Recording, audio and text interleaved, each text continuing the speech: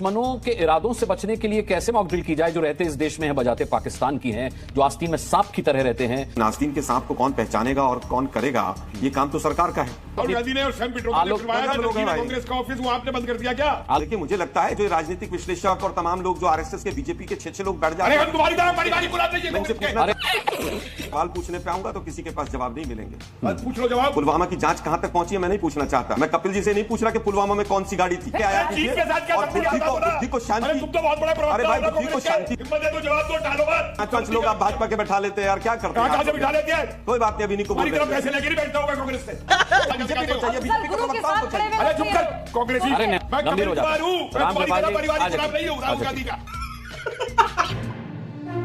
तो दोस्तों, ऑपरेशन सिंदूर के सक्सेसफुल होने के बाद आलोक शर्मा की जो कांग्रेसी प्रवक्ता है उनके जमकर के धुलाई हुई है।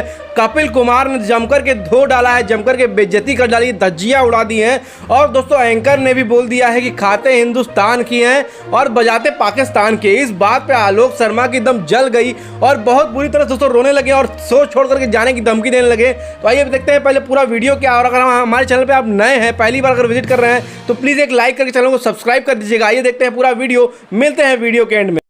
आलोक शर्मा, ये अच्छी बात है कि दुश्मन के बम और मिसाइल से बचने की ट्रेनिंग देने के लिए मॉक ड्रिल की जा रही है, लेकिन उन दुश्मनों के इरादों से बचने के लिए कैसे मॉक ड्रिल की जाए जो रहते इस देश में हैं बजाते पाकिस्तान की हैं, जो आस्तीन में सांप की तरह रहते हैं, जिनके दिल में पाकिस्तान बसता है। देखिए, मुझे लगता है कि 11 साल से मोदी जी की सरकार है और अगर पाकिस्तान के आस्तीन के सांप यहाँ पर हैं तो उनको कुचल दिया जाना चाहिए था। अभी तक क्यों है वो मुझे नहीं समझ आया है। लेकिन आस्तीन के सांप को कौन पहचानेगा और कौन करेगा, ये काम तो सरकार का है। तो मुझे लगता है तो बीजेपी के प्रवक्ता बेहतर बता सकते हैं कि उनको कैसे कुचला जाएगा। हम पूरी तरह साथ हैं, उनको भी कुचला जाएगा। आपका सुझाव उन्हीं तक प्रेषित करना चाहता हूं मैं। जरूर, हम तो पूरी तरह से कह रहे हैं कि जो भी शाम दाम दंड भेद जो भी लगाना है, अंदर भी लगाइए, बाहर भी लगाइए, और जिस तरह से भी जियो पॉलिटिक्स हो सके उसको भी संभालिए। क्योंकि अभी तक चाइना ने ओपनली कहा है कि हम पाकिस्तान के साथ खड़े हैं। टर्की जो है वो कहीं ना कहीं पूरी तरह से मदद करने के मूड में है। और अगर इस तरह से अजरबैजान और तमाम लोग अगर साथ आ रहे हैं तो उस एंगल से जियो पॉलिटिकली भी क्या क्या होना चाहिए ये दीपक वोरा जी बेहतर बता सकते हैं कि क्या करना चाहिए। अभी तो मुझे लगता है कि कल मॉक ड्रिल है और मॉक ड्रिल है तो कुछ ना कुछ सीरियस सरकार करने जा रही है। और मैं समझता हूं कि देश की जनता भी चाहती है कि केवल आप ट्विटर बंद कर दें और फेसबुक बंद कर दें और उसका अकाउंट और इसका अकाउंट बंद कर दें, उससे जनता इस बार संतुष्ट होने वाली नहीं है। इस बार कहीं ना कहीं निर्णायक होना चाहिए और हम भी यही चाहते हैं भारतीय नागरिक होने के नाते। ठीक है शाजिया, हालांकि आलोक शर्मा ने सवाल उठाया कि भाई पाकिस्तान से ज्यादा ऐसे लोग जिनके दिल में पाकिस्तान बसता है वो हिंदुस्तान में आके से 11 साल से मोदी जी की सरकार है, लेकिन क्या पाकिस्तान पर एक्शन लेने में देर इसीलिए हो रही है क्योंकि समस्या को अब जड़ से खत्म करना है? न केवल हमला पाकिस्तान पर करना है बल्कि उन लोगों पर भी करना है जिनके दिल में पाकिस्तान बसता है, जो खाते हिंदुस्तान की है बजाते पाकिस्तान की है। कुछ ऐसा ही मुजाहरा हमने अभी भी देखा जब अजय जी ने अपनी बात को रखा। और मुझे इस बात का बहुत ही अफसोस है कि उन्होंने ये तो बताया कि कौन पाकिस्तान के साथ खड़ा है और उन्हें तुर्की का जिक्र किया जो ओपनली सपोर्ट में आया है, और अजरबैजान तो दूर की कौड़ी है और मुझे लगता भी नहीं है कि अजरबैजान इसमें शामिल होगा या शिरकत करने की उसमें इस तरह की योग्यता है या फिर उसकी इच्छा शक्ति है। लेकिन उससे हटकर अगर हमारे भाई कांग्रेस के जो हैं, काश उन्होंने ये बताया होता कि भारत की क्या माइट है, क्या उसके अलायंसेस हैं, चाहे वो अरब लीग के साथ हो या यूनाइटेड नेशंस में उसका जो बाकायदा उसका जो एक रुतबा है, या फिर जितने भी चाहे हमारी अफ्रीकन कंट्रीज के साथ हो या हमारा यूएस का खुला सपोर्ट हो या फिर इजराइल का या फिर ब्राजील के साथ या जापान के साथ या जो भी हमारे आसियान में हमारी अपनी जगह है। तो एक स्ट्रेटेजिक अलायंसेस जो हमारे पूरे दुनिया भर में हैं और जो हमारी बाकायदा जिसको ऊपर रखा है, काश उन्होंने इसका जिक्र भी किया होता। ऐसे मौके पर आपके पास आपके इस पैनल में इस वक्त कोई पाकिस्तान से नहीं है, लेकिन ये बात सुनकर बड़ा अफसोस हुआ मुझे कि पाकिस्तान की बात रखने के लिए कांग्रेस के प्रवक्ता भी शामिल थे। काश उन्होंने भारत की बात रखी होती तो मुझे कमी जो कोई महसूस करता पाकिस्तान के किसी पैनलिस्ट की, वो कमी महसूस होने नहीं दी, उन्होंने महसूस नहीं होने दी। उन्होंने बल्कि इस बार भी आप देखिए कि बजाय ये कि पाकिस्तान ने किया जो कुछ किया है और उस पूरी टाइमलाइन पर जो भी रहा है हमारा ऐतिहासिक तौर पर उसका भी जिक्र नहीं किया, बल्कि उन्होंने जानबूझ के ये कहा कि देखिए किस तरह से पाकिस्तान की मदद हो सकती है और इंडिया क्या कर सकता है। इंडिया ट्विटर के अकाउंट बंद कर देगा, ये कर देगा। तो अब ये बहुत अफसोस की बात है, मुझे उम्मीद नहीं थी एक grand old party of India से ये बात मैं कहना कि ये घर के आपस के जो हमारे रिश्ते हैं भाई, वो तो हमारे घर के रिश्ते हैं ना, उसमें खटास हो सकती है, तलखी हो सकती है इलेक्शन के दौर पर, लेकिन ये ऐसा मौका, ऐसा नाजुक और संवेदनशील मौका जब हम लोग को बिल्कुल पूरी तरह से एक साथ होकर पूरी दुनिया के सामने अपनी सॉलिडारिटी दिखानी है और अपनी एकजुटता दिखानी है। ऐसे मौके पर हमारी वीकनेस क्या है ये जिक्र करेंगे अजय भाई। ये मैं आप पर्सनली भी कहना चाह रही हूँ और अपनी पार्टी की तरफ से भी और अपने देश की तरफ से कि बहुत ही अफसोसनाक है ये। अमन जी बीजेपी के ना, बीजेपी को पाकिस्तान का फोबिया हो गया है। जो आदमी सही बात करे सब पाकिस्तानी, मतलब गजब इनका वो हो गया है। मैंने क्या कहा कि जियोपॉलिटिकली जिस तरह से कई देशों ने उनके समर्थन में सामने आए हैं, हमें जियोपॉलिटिकली अपने एफर्ट्स करने चाहिए, इसमें कौन सी दिक्कत हो गई।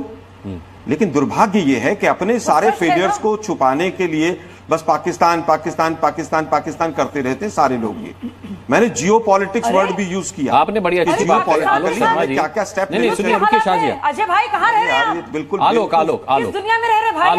अरे भाई, एक तो पहली बात ये मुझे लगता है कि इनको ना तो किसी के नाम पता है और ये लोग केवल पाकिस्तान को कोस के।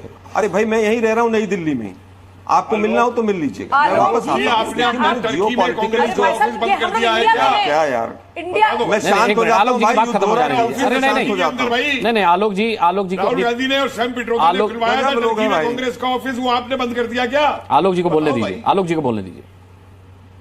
देखिए मुझे लगता है जो ये राजनीतिक विश्लेषक और तमाम लोग जो आरएसएस के बीजेपी के 6 लोग बैठ जाते हैं, हम तुम्हारी तरह हमारी गुलाब नहीं है कांग्रेस के। अरे कपिल जी अरे भाई देखिए कपिल आरएसएस वाले भारत के हैं। आरएसएस के आदमी इंडिया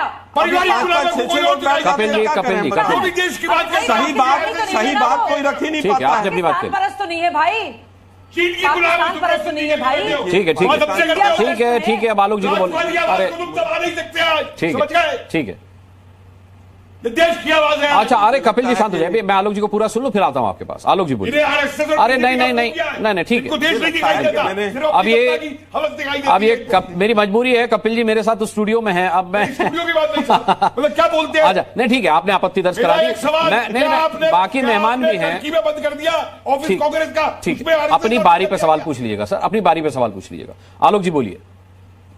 देखिए मैं सवाल पूछने पे आऊंगा तो किसी के पास जवाब नहीं मिलेंगे। पूछ लो जवाब। पुलवामा की जांच कहां तक पहुंची है मैं नहीं पूछना चाहता। अच्छा पूछ। मैं कपिल जी से नहीं पूछ रहा कि पुलवामा में कौन सी गाड़ी थी। एक भी राजनयिक जो बैठा है जवाब नहीं दे पाएगा यहाँ पर। मैं फिर कहूंगा मैं नहीं पूछना चाह रहा हूँ, मैं नहीं पूछना चाह रहा हूँ। मैं फिर कह रहा हूँ ये उत्तेजना अपने घर रख के आया, तुम भी जवाब देना चाह रहे हो। घर रख के आया और बुद्धि को शांति। तुम तो बहुत बड़े प्रवक्ता। अरे भाई बुद्धि को शांति दीजिए। अरे एक प्रावधान बता दो चीन से जो बुद्धि को शांति दीजिए कपिल जी। एक बता दो प्रावधान, बुद्धि को शांति दीजिए। जवाब है। अच्छा आपने सवाल नहीं पूछ रहा हूँ, हिम्मत है तो जवाब दो, टालो मत।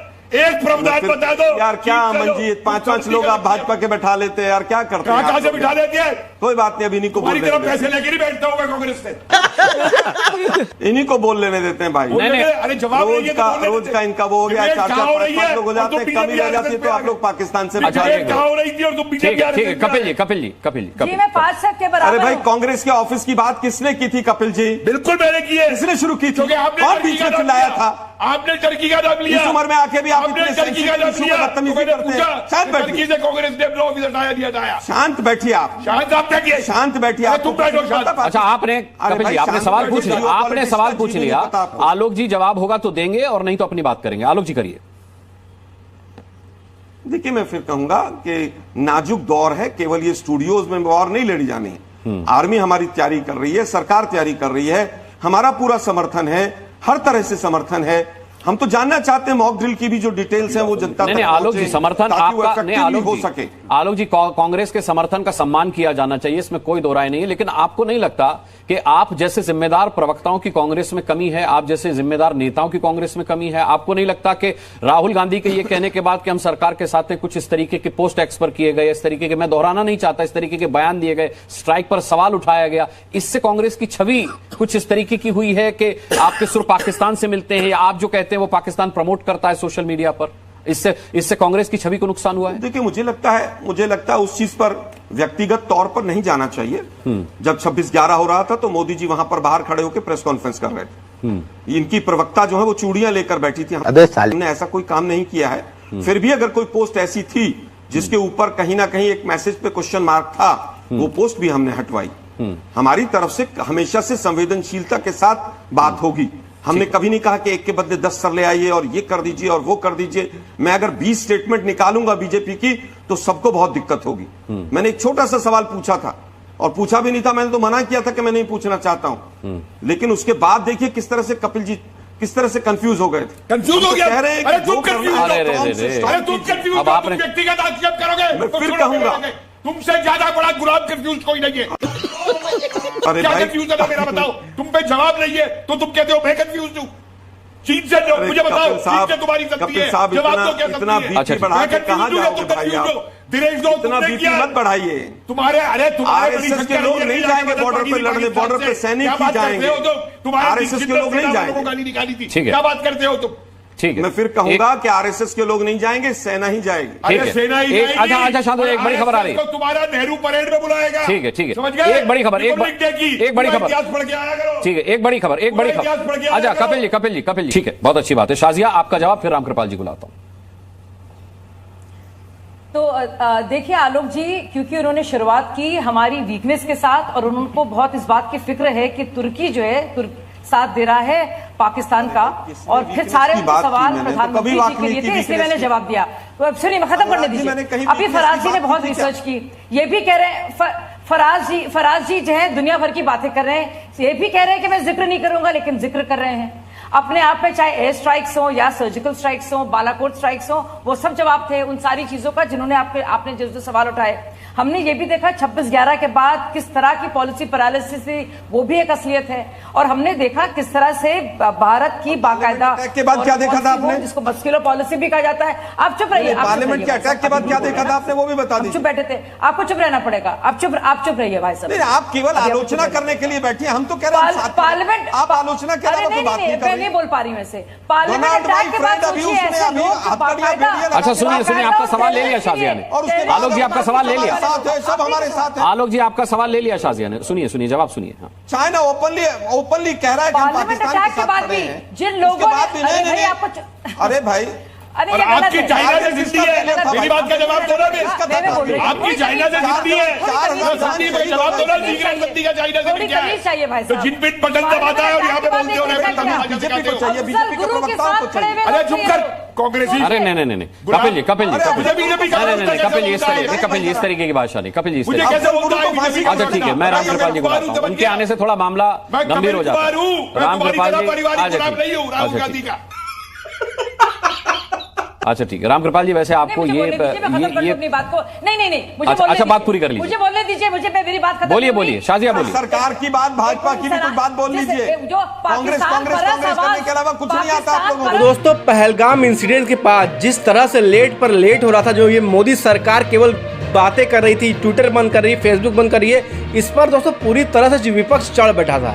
मतलब आलोक शर्मा भी लगातार ट्वीट पे ट्वीट और क्या नाम है बोलते चले जा रहे थे। टीवी पे आकर के लाइव सवाल आकर पूछ रहे थे, सरकार से सवाल पूछ रहे थे, ये पहलगाम इंसिडेंट हुआ कैसे और हो गया तो उसके बाद पाकिस्तान को हम जवाब कब देंगे।